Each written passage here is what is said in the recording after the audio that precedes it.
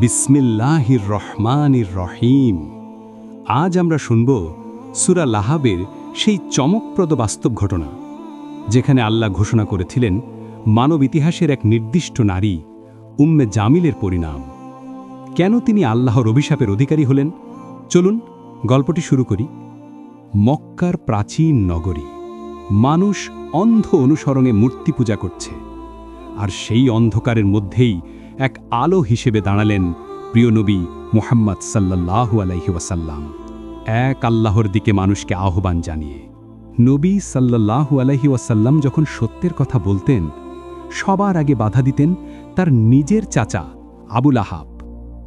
তিনি চিৎকার করে বলতেন, তোমার জন্য ধ্বংস হোক হে মুহাম্মদ, তুমি কি আমাদেরকে এ কথা শোনানোর জন্য ডেকেছ? এমন কঠোর কথার পরও নবী সাল্লাল্লাহু আলাইহি ওয়াসাল্লাম ধৈর্য ধরতেন।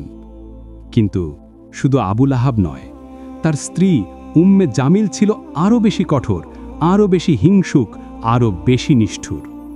তিনি দিনরাত একটাই কাজ করতেন, নবী সাল্লাল্লাহু আলাইহি ওয়াসাল্লামকে কষ্ট দেওয়া। রাত গভীর হলে অন্ধকারের মধ্যে উম্মে জামিল কাঁটা গাছ, শুকনো ঝোপ আর ধারালো ডালপালা সংগ্রহ করতেন। তারপর চুপি চুপি নবী সাল্লাল্লাহু আলাইহি ওয়াসাল্লামের পথের উপর ফেলে দিতেন, যাতে নবী সাল্লাল্লাহু আলাইহি ওয়াসাল্লাম ভোরে নামাজে যাওয়ার সময় আঘাত পান, কষ্ট পান। এজন্য তাকে বলা হয় হাম্মালাতাল হাতাব, কাঁটা বহনকারিণী নারী। শুধু কাঁটা নয়, তিনি মানুষদের সামনে নবী সাল্লাল্লাহু আলাইহি ওয়াসাল্লামকে গালি দিতেন, অপমান করতেন, বিদ্রূপ করতেন, এমনকি কবিতা বানিয়ে উপহাস করতেন। তিনি লোকদের বলতেন, মুহাম্মাদের কথা শুনো না, সে তোমাদের ধর্ম নষ্ট করতে এসেছে। এভাবেই তিনি ইসলাম প্রচার বন্ধ করতে চেয়েছিলেন। এই শত্রুতা অব্যাহত থাকতে থাকতে একদিন নাজিল হল সূরা লাহাব।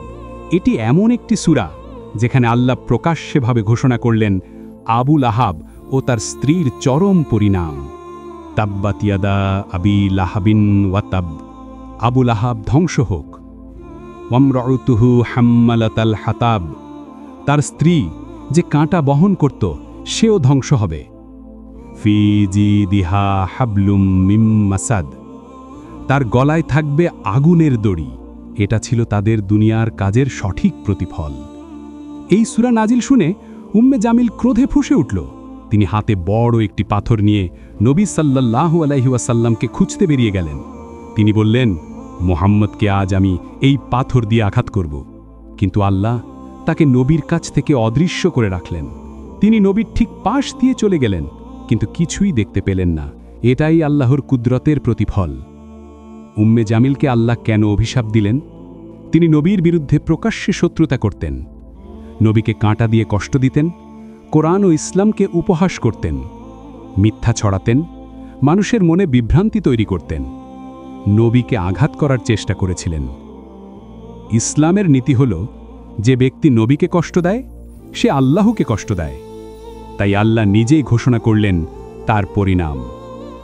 সূরা লাহাব শুধু একটি ঐতিহাসিক ঘটনা নয়, এটি আমাদের শেখায় যে সত্যের বিরোধিতা করে, অহংকারে অন্ধ হয় এবং আল্লাহর রসুলকে কষ্ট দেয়, তার শেষ ভালো হয় না। আর যে সত্যকে গ্রহণ করে, ধৈর্য ধরে, আল্লাহর পথে অবিচল থাকে, আল্লাহ তাকে সম্মান ও সফলতা দেন। দেখার জন্য ধন্যবাদ। ইসলামিক গল্প ও কোরআনের শিক্ষামূলক ভিডিও পেতে আমাদের চ্যানেলটি সাবস্ক্রাইব করতে ভুলবেন না। আল্লাহ আমাদের সবাইকে সত্য বুঝার তৌফিক দান করুন। আমিন।